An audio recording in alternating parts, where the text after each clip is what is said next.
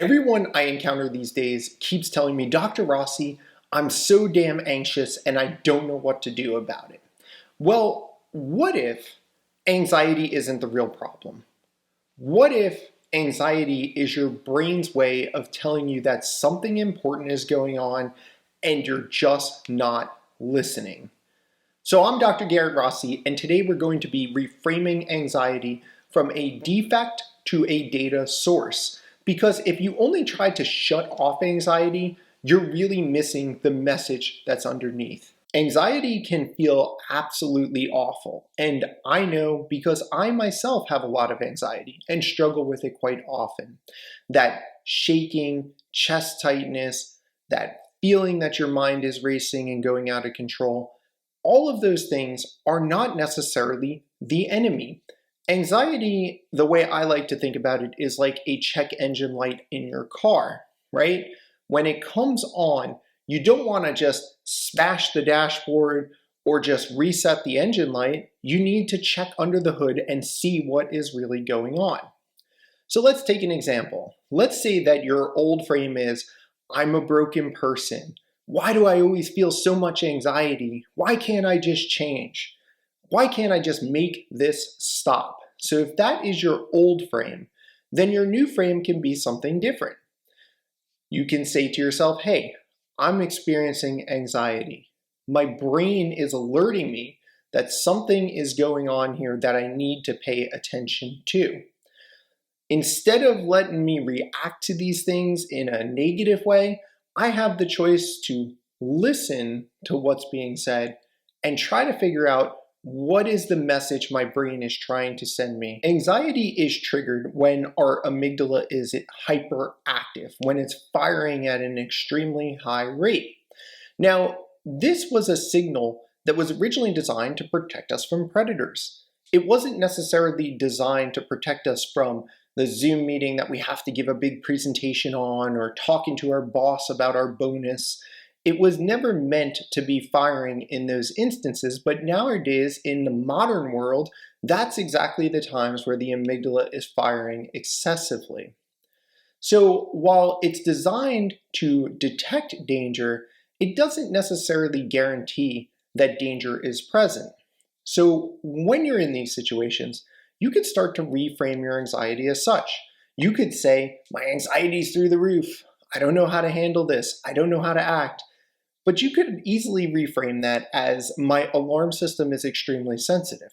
It's trying to protect me and it's trying to tell me something. It's trying to give me information to help me understand this situation better and make a good decision. Now you can ask yourself, is this a legitimate threat? Is this something I should truly be anxious about, or is it not? Is this just my alarm system misfiring, interpreting something as a serious threat when in fact it's really not? And you can also note exactly what triggered it. And once you start noting these things, documenting these things, and paying attention to them, it's going to be much easier to calm your anxiety in those really difficult situations. We know from the previous video that the hypothalamic pituitary adrenal axis releases cortisol and adrenaline when there's an anxiety-provoking situation. Now, these so-called stress hormones can do one or two things. They can cause you to freak out, say I'm losing control, I'm losing my mind, but you can ask yourself some important questions. One would be, what is going on with my body and what is my body preparing me to do? And if you want to reframe it even further, you can say, my body is giving me energy. How can I direct that energy in a better way? How can I direct it towards something good? So when you're in this situation and you're feeling those stress hormones coming on, you feel that adrenaline rush, your heart is pumping, your body's preparing you for something. And it's a good time to ask those questions. What's my body preparing me for? What small action can I take today to help me release this energy in an effective manner? Can I take a brisk walk? Can I knock out 10 push-ups? Can I do some slow, deep breathing? Could I drink something cold? Anything to kind of reset and dissipate that energy, but that's going to greatly help to reduce your anxiety. One of the best ways, in my opinion, to reduce anxiety is to knock out those 10 push-ups and get a little bit of exercise. Anxiety doesn't always have to be a malfunction. Sometimes it's considered preparation. And one of the fastest ways to turn anxiety into information is to track it. And I'm not just talking about saying, oh, this is just another anxious day, that's just my anxiety again, but start to collect the real data about your anxiety. When did it happen? What were you doing? Where were you at when it happened? What was going through your mind? What were the physical sensations that you were experiencing when this anxiety came on? And of course, what triggered it? Over time, you're going to start to recognize patterns once you track the data. This moves you from helplessness to understanding and ultimately to control. Anxiety often points to what you value most. If you're anxious about a presentation, your core value might be competency. If you're anxious about a social interaction, your value might be connection. If you're anxious about deadlines, your value might be reliability. Anxiety is often your values knocking on your door. So ask yourself, what core values are feeling threatened in this moment? What need is going unmet? And here's how you can simply reframe it. You can pause. You can look at these things without judgment. You can do a quick body check. Where is the anxiety? What does it feel like? You can get curious. What is the message that's trying to be communicated through this anxiety?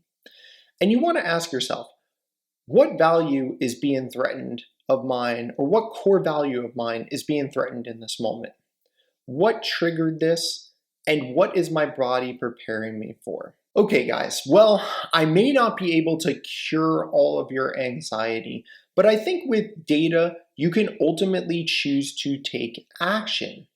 This won't necessarily eliminate your anxiety, it's still going to be there, but what it does do is it transforms it from enemy into ally. It teaches you to take that anxiety, to reframe it, and to use it resourcefully and dissipate that energy associated with the anxiety in a productive way that helps you improve your life and improve your future. So I think we can safely say, let's stop calling it anxiety and start asking ourselves, what is really driving this anxiety? And let's track that data to better understand where this anxiety is coming from. So I'm Dr. Garrett Rossi. This is Shrinks and Sneakers. Stay curious, stay human.